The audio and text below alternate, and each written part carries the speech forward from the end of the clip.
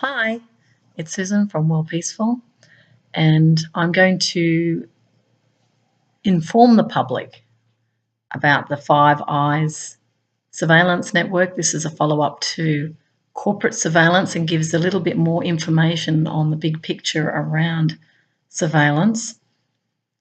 So I might just read this. It's from Wikipedia, and it'll just give a little bit of a more clarity to what's going on really behind the scenes that most people don't know. This is called Five Eyes. The Five Eyes, often abbreviated as FVEY, is an Anglophone intelligence alliance comprising Australia, Canada, New Zealand, UK, and the United States. These countries are parties to the multilateral UK-USA agreement, a treaty for joint cooperation in signals intelligence. The origins of the Five Eye can be traced back to post-World War II period, when the Atlantic Charter was issued by the Allies to lay out their goals for a post-war world. During the course of the Cold War, the Echelon surveillance system was initially developed by Five Eye to monitor the communications of the former Soviet Union and the Eastern Bloc, although it is now used to monitor billions of private communications worldwide. In the late 1990s, the existence of Echelon was disclosed to the public, triggering a major debate in the European Parliament and, to a lesser extent, the United States Congress. As part of efforts in the ongoing war on terror since 2001, the Five Eye further expanded their surveillance capabilities with much emphasis placed on monitoring the World Wide Web. The former NSA contractor Edward Snowden described the Five Eyes as a supranational intelligence organisation that does not answer to the known laws of its own countries. Documents leaked by Snowden in 2013 revealed that the Five Eye have been spying on one another's citizens and sharing the collected information with each other in order to circumvent restrictive domestic regulations on surveillance of citizens. And I'll just add in that would be to do with privacy regulations. So they're circumventing privacy. In spite of continued controversy over its methods, the Five Eyes relationship remains one of the most comprehensive known espionage alliances in history. And of course, last year we've had the passing through Parliament of what they call the Espionage Bill. And there's been real alarm bells going off in respect of silencing citizens in respect of freedom of speech. I've done a blog on the Espionage Act, which you might want to look for. Talks about foreign influences as well, but it's like the lines very much are blurring when we're talking corporate activities across the world. Who would be foreigners, in various countries? What extent do they have influence in politics? Money talks, they say.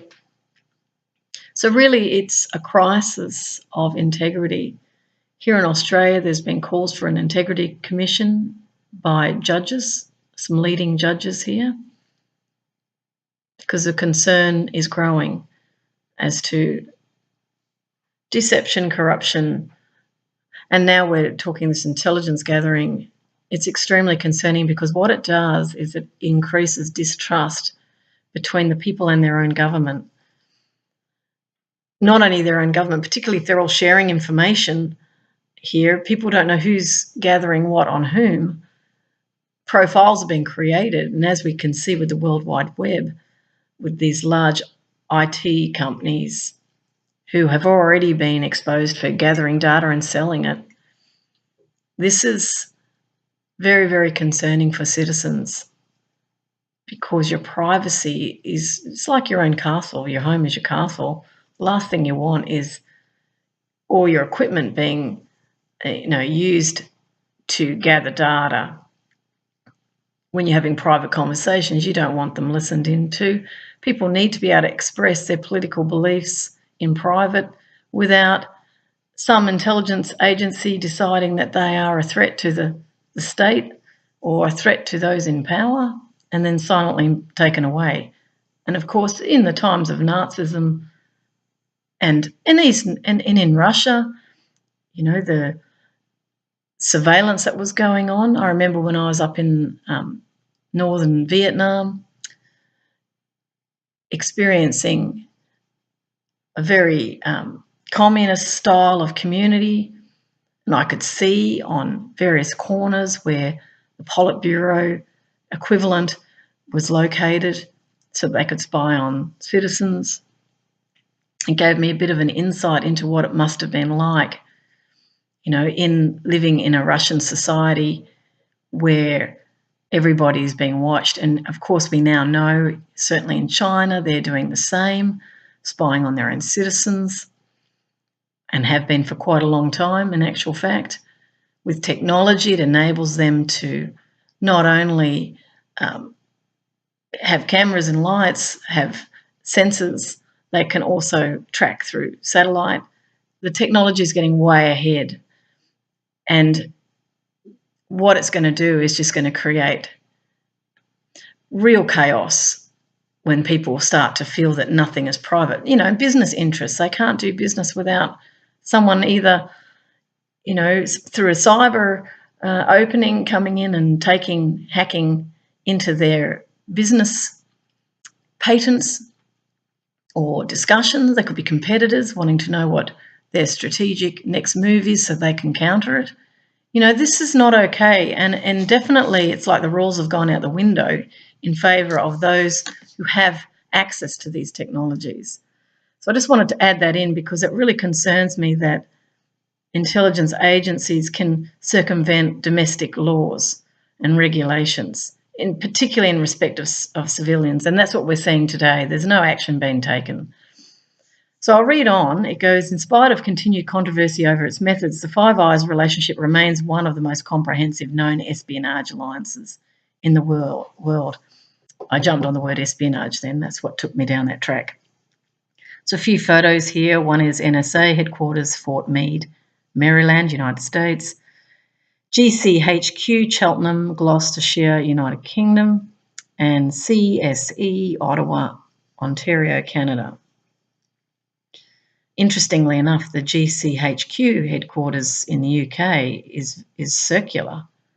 It's very interesting. And of course, the Pentagon is the shape of a pentagon, which is another interesting geometric shape. When I saw the NSA headquarters in this tiny black and white photo, it looks like the Kabbalah. The Kabbalah is what they tend to walk around in Mecca. So maybe there's a worshipping of power. This is the centripetal power that creates this gravitational pull inward. So since processing intelligence is gathered from multiple sources, the intelligence shared is not restricted to signals intelligence and often involves defence intelligence as well as human intelligence and geospatial intelligence. I'm imagining that satellite. Geospatial, geography, spatial, across the world. What does it come from? Well, the geoengineering comes to mind. Not quite sure. I'd have to have a look into that. The following table provides an overview of most of the Five Eye agencies involved in such forms of data sharing. So I'm just going to read it out for you. In Australia, the agencies are Australian Secret Intelligence Service, Australian Signals Directorate, Australian Security Intelligence organisation, which is ASIO. That's where I was going there.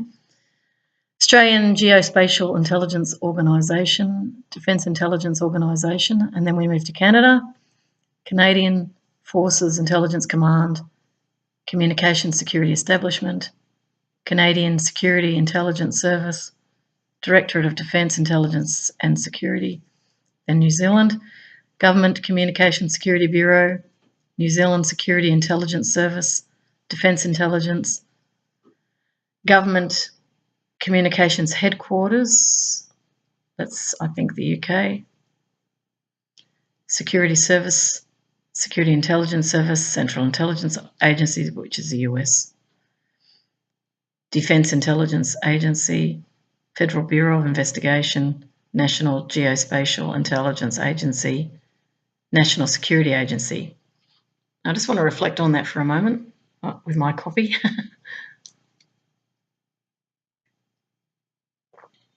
The whole feeling of it, intelligence gathering,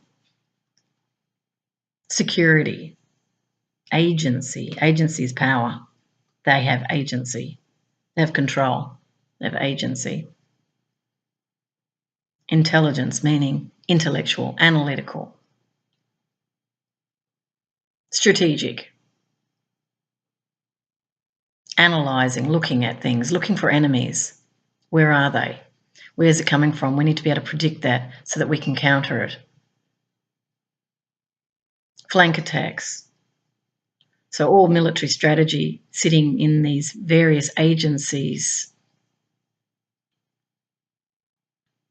So they're taking information from signals.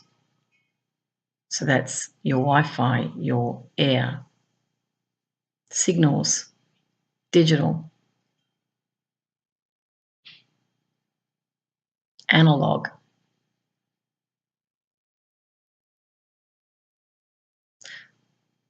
They can be picked up through cameras, optical. They can be human intelligence where they actually go and watch people. They make sure they're not seen. They probably look like a mother and a child. They won't be wearing dark glasses, although I have actually seen intelligence people who wear dark glasses. That was at the Alternative G8 when I was asked to be an MC, RMIT here in Melbourne. It was the first time I'd ever MC'd an event like this. And these were all the activists, of course, which they'd all be interested in, because they don't want people getting together and deciding no. They want yes, compliance. And I'll never forget, there was two in the crowd, and I knew they were Israeli intelligence. I just knew. And they both wore dark glasses, and there they were watching. And I may well have seen them at another event, I think, in Canberra. You know, I didn't do a lot of protest stuff, but I did a bit.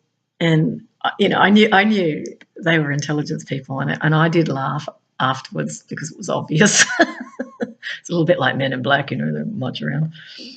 Anyway, I'm quite certain that the modern day intelligence people would look just like me. You know, they would be people who you would never suspect in a million years. The nicest people, easygoing. They got a background, a wife, or she's got a husband, children. So they'd be ordinary people who you would never guess. They'd befriend you. They might be friends with you for years. You'd never know.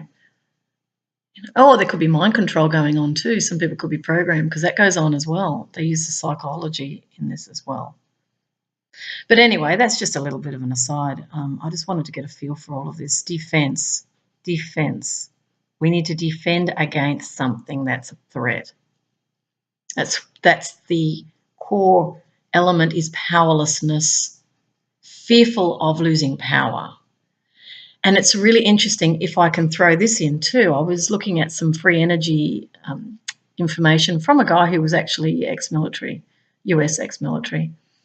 And he was talking about free energy devices, one he had created. But what was fascinating about his discussion was him looking at sort of energy flows, power losses I saw from the system. As we know, with electricity distribution, there is significant energy loss through the wires, let's say. There's losses. I saw metaphors in that in respect of powerlessness, the need for power in those electrical circuits as another metaphor, trying to monopolise that power in order to profit from it, because the profiting is where we feel power.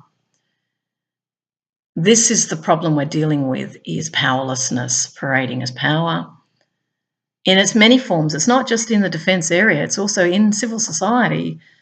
anyone that's controlling and dominating another person or bullying are experiencing powerlessness. So it really does run right across the board. I see it as a part of the human condition in duality that we're in.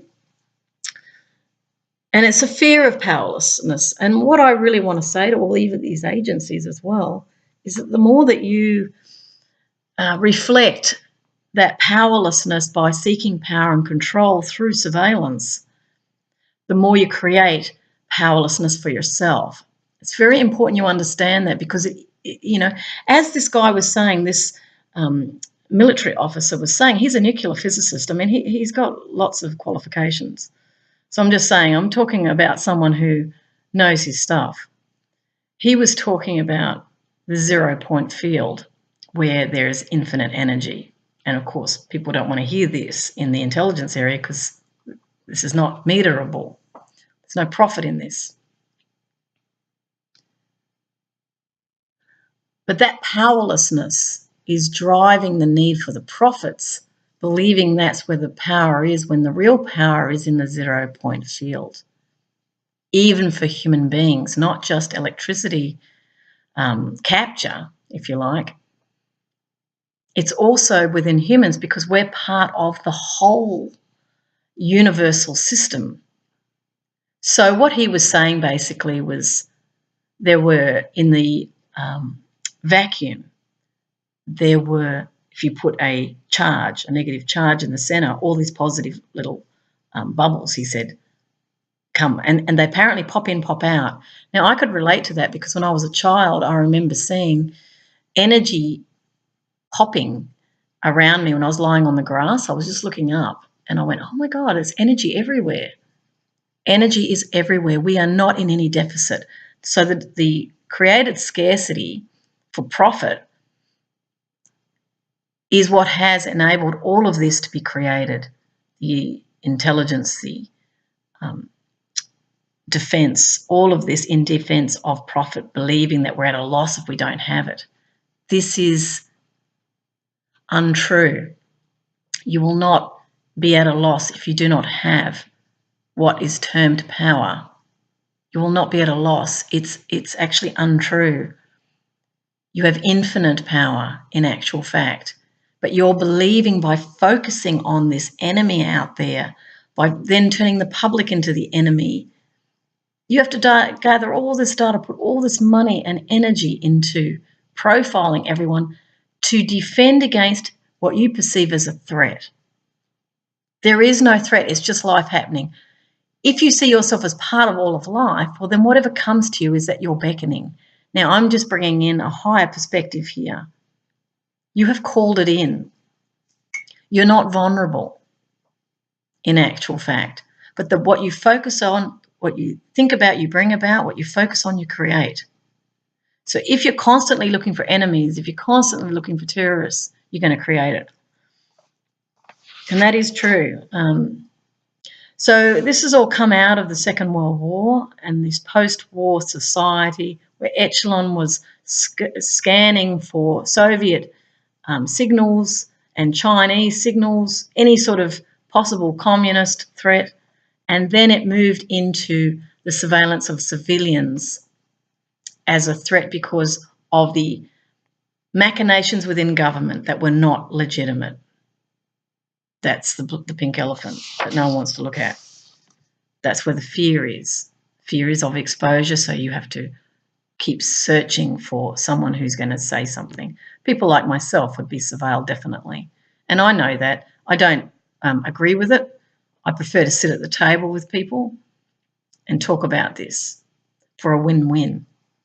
But because the mentality is so strong of a win-lose, you will continue on down a trajectory believing you're right because you do not wish to be questioned.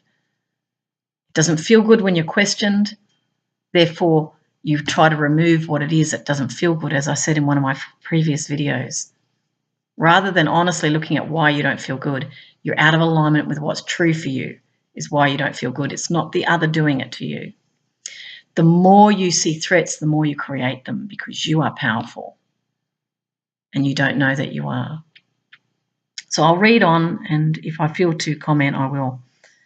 It says here the cover page of the first version of the secret UK-USA agreement in 1946, which was disclosed to the public in 2011. So it's just got a cover page here, top secret. This is in Wikipedia. The origins of the Five Eyes Alliance can be traced back to the Atlantic Charter, which was issued in August 1941 to lay out the Allied goals for post-war World War.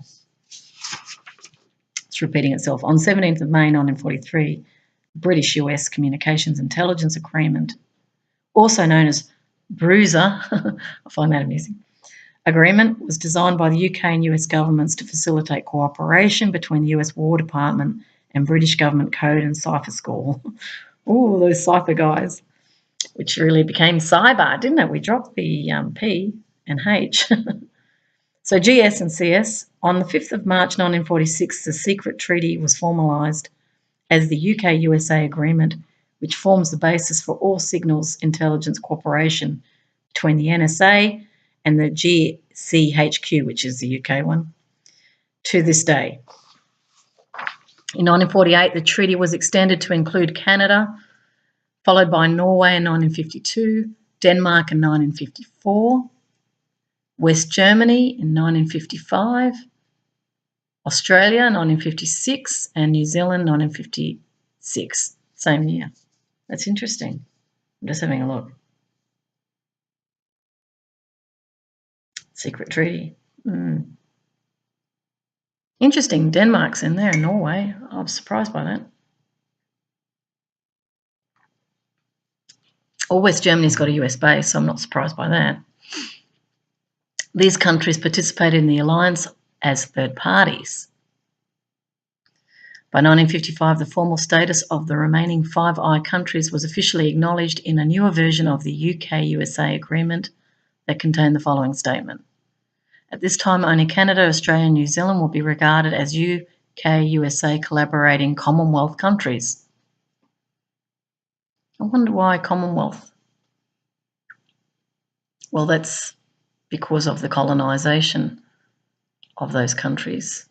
And as it said in the very beginning of this piece, Anglophones, which is white, Caucasian, and that's where they share. That's what they share, is what they see as a common culture. The Five Eyes term has its origins as a shorthand for a AUS, AUS, /CAN, KAN, Canada, /NZ, /UK, /US eyes. Eyes only. Oz, Can, New Zealand, UK, US classification level.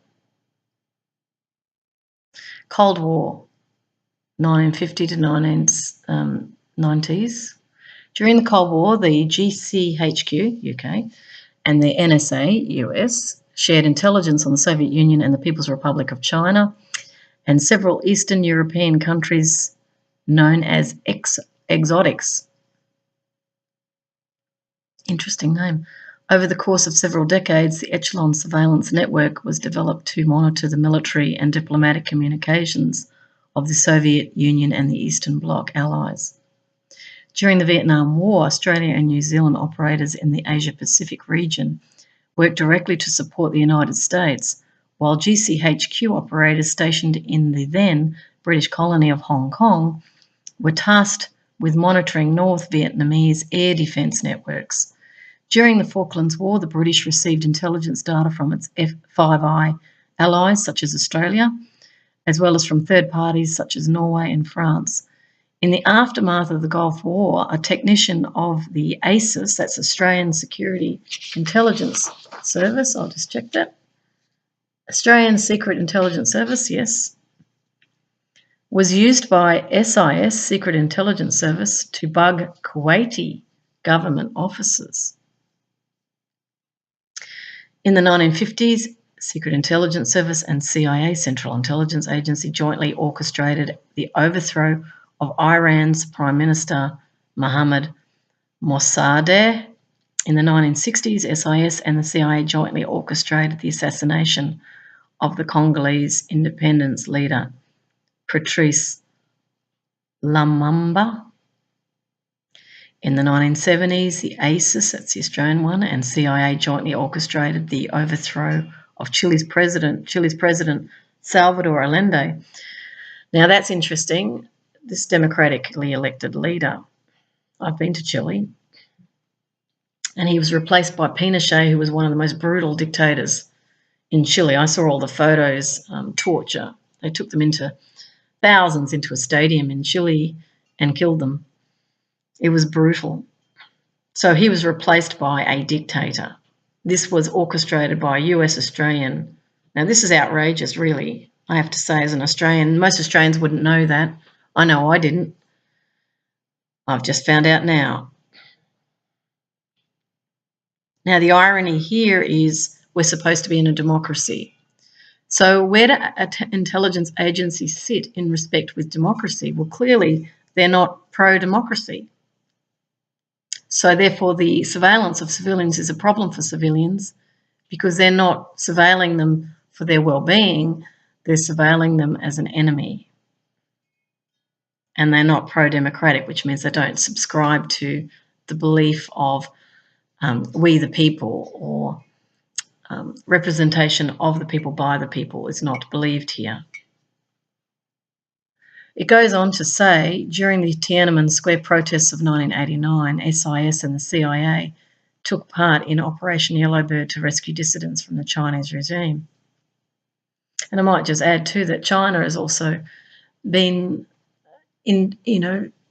active in suppression of its people and surveillance. And certainly I saw footage recently of digital technologies through an eye, I think it's glasses actually, where they can look at a person and they get a readout of who they are, their profile.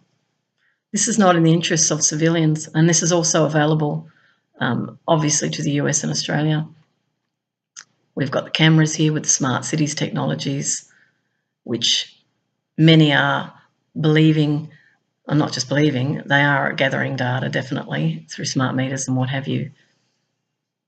That's very problematic for Australian citizens. That means you can't speak freely. If you do speak up, like what I'm doing, someone might come and get you. This was not what democracy was meant to be.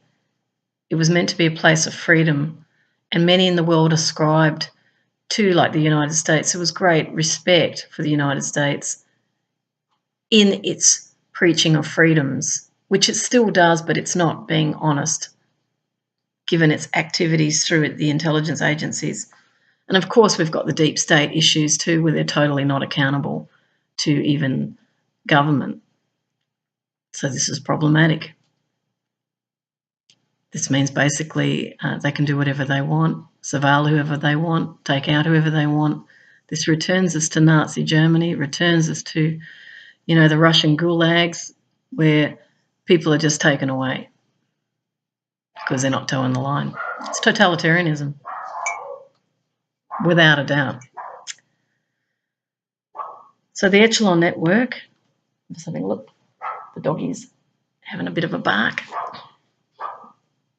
Echelon network's disclosures 1988 to 2000.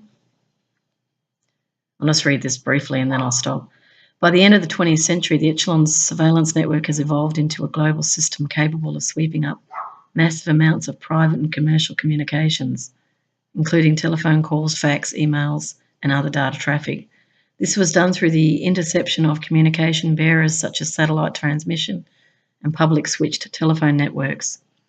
The Five Eyes has two types of information collection methods: the PRISM program, PRISM, P-R-I-S-M, and the upstream collection system. The PRISM program gathers user information from technology firms such as Google, Apple, and Microsoft, while the upstream system gathers information directly from the communications of civilians via fibre cables and infrastructure as data flows past. In 1988, Duncan Campbell revealed in The New Statesman the existence of Echelon, an extension of the UK-USA Agreement on Global Signals Intelligence. Story Somebody's Listening detailed how the eavesdropping operations were not only being employed in the interests of national security, but were regularly abused for corporate espionage in the service of US business interests. Something to contemplate. The piece passed largely unnoticed outside the journalism circles. In 1996, a detailed description of Echelon was provided by New Zealand journalist Nikki Hagar in a book titled Secret Power - New Zealand's Role in the International Spy Network, which was cited by the European Parliament in a 1998 report titled An Appraisal of the Technology of Political Control. That pretty much underlines it. On 16th of March 2000, the Parliament called for a resolution on the Five Eyes and their Echelon surveillance network, which, if passed, would have called for the complete dismantling of Echelon.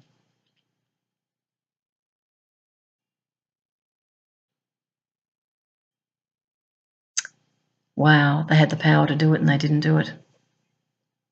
That was a great disservice to the people. 3 months later, the Temporary Committee on Echelon was set up by the European Parliament to investigate the Echelon surveillance network. However, according to a number of European politicians, such as Esko Seppänen of Finland, these investigations were hindered by the European Commission. In the United States, congressional legislators warned that the Echelon system could be used to monitor US citizens. On May 14, 2001, the US government cancelled all meetings with the Temporary Committee on Echelon. Now, what would be interesting there is who created that change where this was cancelled. They're the ones that are problematic. Now, I know there will be a lot of soldiers out there. There are a lot of people within the intelligence community who are good people. I feel quite certain about that. And really what's at stake here is real freedoms, of which everybody's been told that they're working for. You know, Edward Snowden left the NSA because of his concerns about this intrusion into the community. Many others have released information because of their concerns about illegality at the highest levels and beyond. So these are the shadow people that have been talked about, the ones in the very background that no one knows, who are pulling the strings in respect of government. That's of community and global interest to the public. According to the BBC report in May 2001, the US government still refuses to admit that Echelon even exists. Well, I think we're way past that time. Now, well, let's look at the war on terror. It says 2001 to present. This is Wikipedia, so this is out there. It also says to have a look at global surveillance. This is an absolute critical issue of the time we're in, and it's very much the purveyor of control mechanisms. It is anti-democratic, definitely. That is not only my feeling, it's what I know. Democracy is visible. It's out in the open. It's like what I'm doing. This is democratic because I'm allowing them to see me. Very quite consciously, because I'm a great believer in transparency and visibility. We have to face what we fear. I'm vulnerable in the sense that I have no defense. They have all the equipment. They have all the training. They could take me out in a second. So why am I doing this? Love is why I do this. Love of them is why I do this. It's actually the love of those engaging in tyranny. The highest love is to help them to see what they're doing is not working for them, it's working against them. When you work against the people, you're working against yourself because they are the very ones that support what you do financially. And they've believed in you too. But once that unravels, which is what is happening, you lose your foundation. And I'm afraid AI ain't going to cut it. War on terror, let's have a look at that, 2001 to present. In the aftermath of September 11, and I might just add that Salvador Allende in Chile, the democratically elected leader in Chile who was taken out by CIA and Australian Secret Intelligence Service, which is stated in here, happened on September 11. Interesting date. Worth investigating. On the World Trade Center and the Pentagon, the surveillance capabilities of the Five Eyes were greatly increased as part of the global war on terror.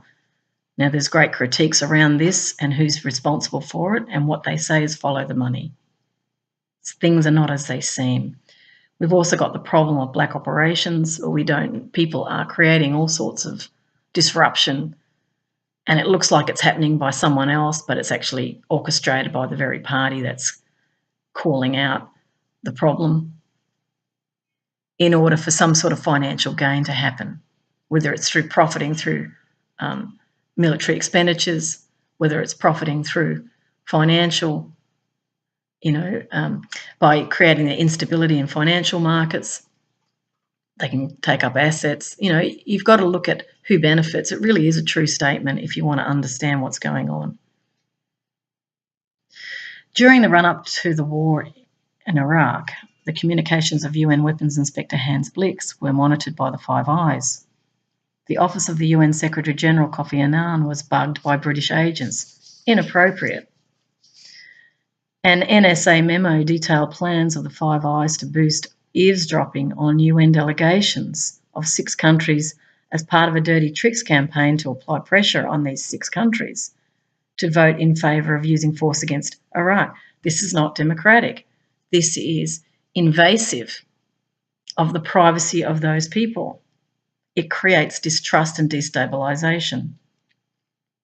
SIS and CIA forged a surveillance partnership with Libya's ruler, Muammar Gaddafi. I didn't know that. To spy on Libyan dissidents in the West in exchange for permission to use Libya as a base for extraordinary renditions. It means putting people in rendition is like a prison detention. So these are the deals being done. Interesting. As of 2010, the Five Eyes also has had access to SIPR net, the US government's classified version of the internet. Oh, they've got their own internet. That's interesting. 2013 documents leaked by former NSA contractor Edward Snowden revealed the existence of numerous surveillance programs jointly operated by the Five Eyes. The following list includes several notable examples reported in the media. PRISM, operated by NSA together with GCHQ, that's UK, and the ASD, that's Australian, I'm just looking at the list here, Signals Directorate. It's also in collaboration with Apple, Microsoft, and Google, PRISM. We've got XKEV Score, operated by NSA with contributions from ASD, and the GCSB. That's Government Communications Security Bureau. I'm assuming that's New Zealand. Looking at the list, the little list here. Tempora, operated by GCHQ, that's UK, with contributions from NSA. Muscular, it's got to be a masculine, operated by GCHQ and NSA. State Room, operated by ASD, CIA, CSE, that's Canada, GSHQ, UK, and NSA.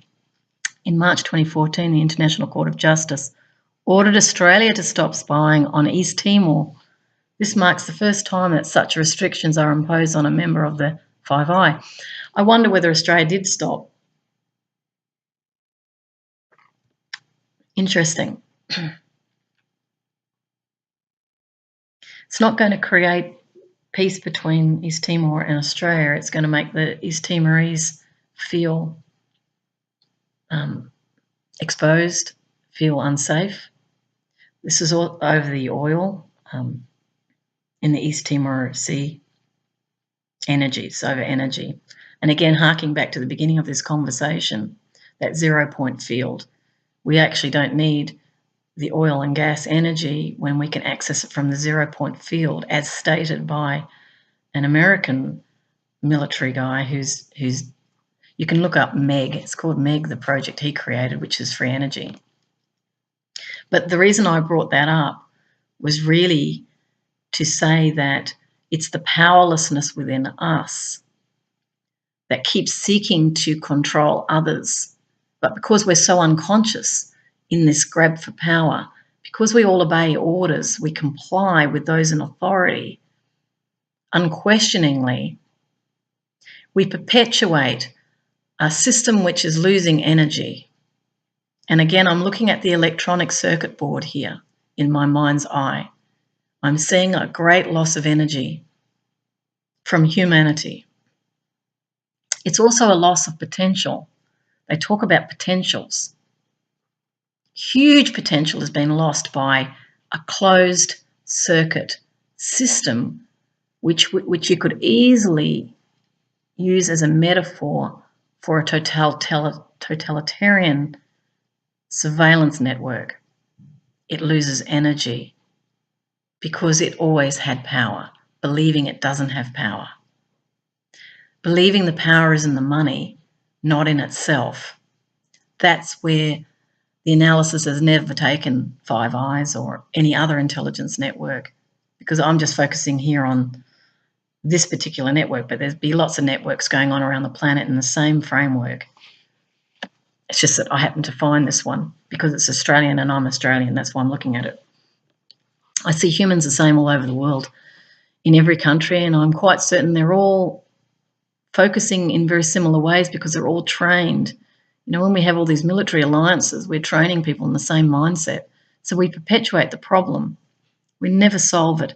And we keep using words like fighting for peace. You can't fight for peace. Or that you're creating order and stability. You're not. You're actually destabilizing what is a natural order that would happen naturally if you allow people the freedom to be human. And if you cease from bringing into their mindsets violent, fearful images, which is the culture of fear, which has been created in order for these others to profit. What we need is a culture of peace. That culture of peace is very similar, if not the same, as a zero-point field. Peace is, I'm just going to go, it's oneness. The oneness is the whole system. Whole, we call it holistic. It's the whole system. We find peace because we are at peace, we're at rest. We're allowing things to happen naturally. Same thing applies with the zero-point field. If you let nature do its stuff, it will provide you with endless energy, was what this military engineer was saying. He said the problem is that we come in and we try and meter it. We try and we break down what he called dipoles, positive, negative magnets, which draw energy from the zero-point field, was the way he described it. But we bring in technologies which break down those dipoles in an electrical circuit. This is electronics and magnetics. Electromagnetics is the way he described it. Humans are also electromagnetic. The planet is electromagnetic. So what I'm trying to advocate for is returning to our true nature, which I believe is the steady state of peace. And that peace is the oneness. That oneness is empowerment, which means we have power, all of us, inclusive of those who keep seeking for it. The ones seeking for it are in the control paradigm because they feel they don't have power, but they're quite wrong in that. They do have power, is what I'm trying to say.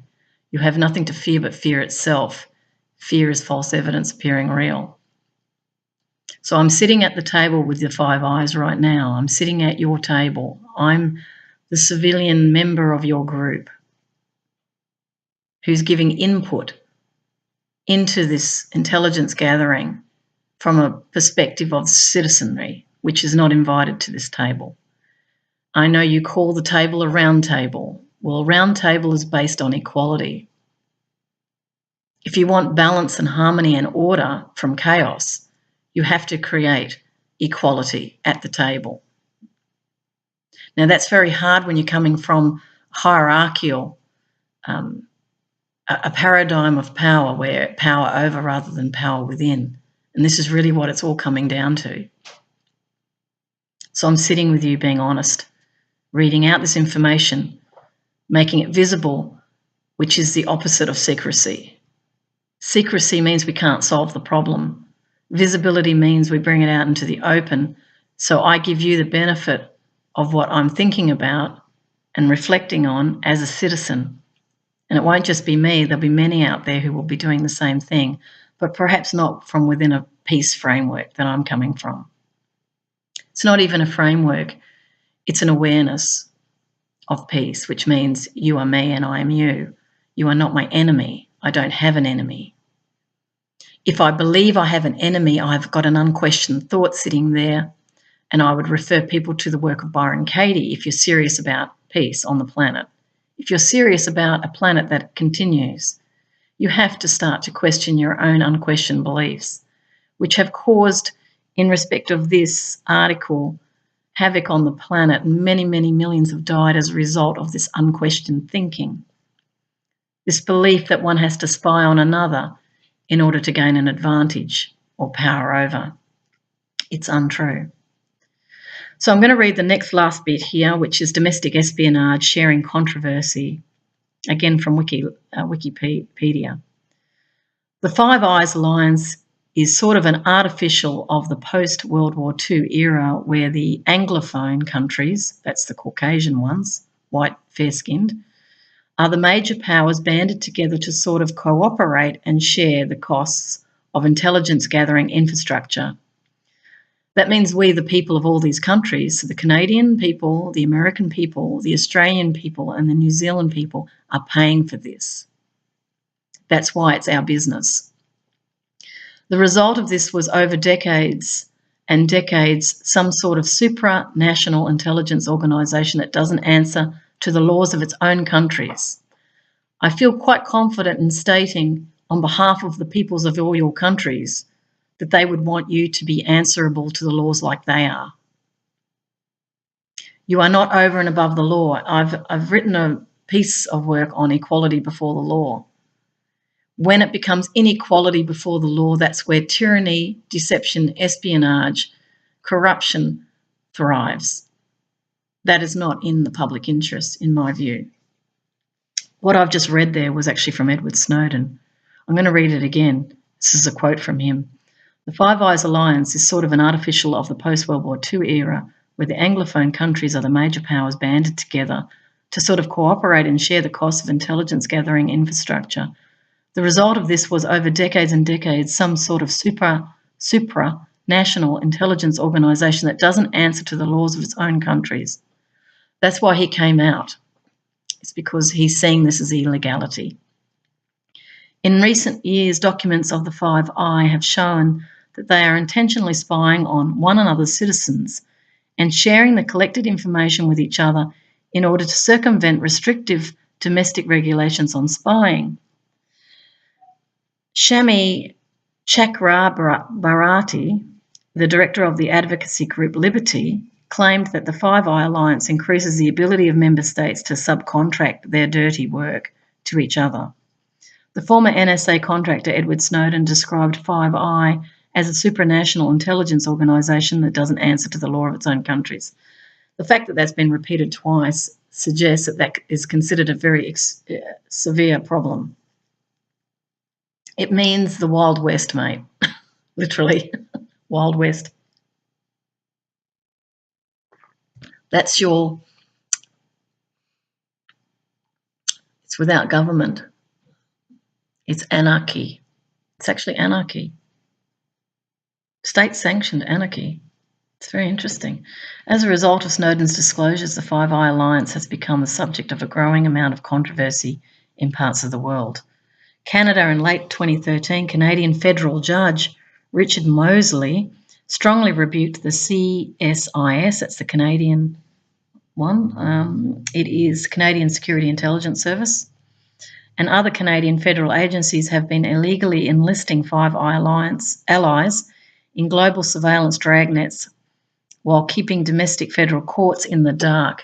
That's why the judges want integrity commissions. New Zealand 2014, the New Zealand SIS and the GCSB, and I'll just tell you what that is.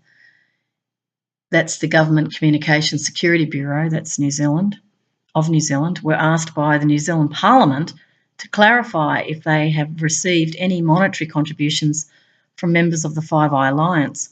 Both agencies withheld relevant information and refused to disclose any possible monetary contributions from the Five Eye. David Cunliffe, leader of the Labor Party, asserted that the public is entitled to be informed. I would definitely concur with that. Absolutely, this is not okay. This is not okay. If there's money being made from these activities outside of the rule of law, where anything goes in a form of a Wild West, it means there's no checks and balances on these agencies, which means, well, we saw in what I read before that there were people that were assassinated. So there's murders going on here. There is illegal surveillance going on here. This is highly destabilising, and this is certainly not going to create peace in the world. It's going to destabilise the planet. It's going to create a lot of conflict. European Union in early 2014, the European Parliament Committee on Civil Liberties, Justice and Home Affairs released a draft report which confirmed that the intelligence agencies of New Zealand and Canada have cooperated with the NSA, which is the US National Security, what does it stand for? Agency, under the Five Eyes program, and may have been actively sharing the personal data of EU citizens. It says New Zealand and Canada sharing European Union citizens' personal data. Where is the sense of we're all in it together in all of this? It's like one pitted against another. My doggie's going again. Since the addition of 2 members in 1956, the Pacific Five Eyes consists of Australia, accepted 1956, Canada, I've got all that, New Zealand, United Kingdom, United States, and the third-party partners, which share their intelligence with the Five Eyes. While the Five Eyes is a very specific agreement with specific operations among the 5 nations, other non-Five Eye sharing agreements have been set up independently and for specific purposes. For example, according to Edward Snowden, the NSA has a massive body called the Foreign Affairs Directorate that is responsible for partnering with foreign countries. I might leave it there, and if I choose, I might continue reading this, but you get the picture. The surveillance issue is a major issue for destabilisation, I feel, on the planet.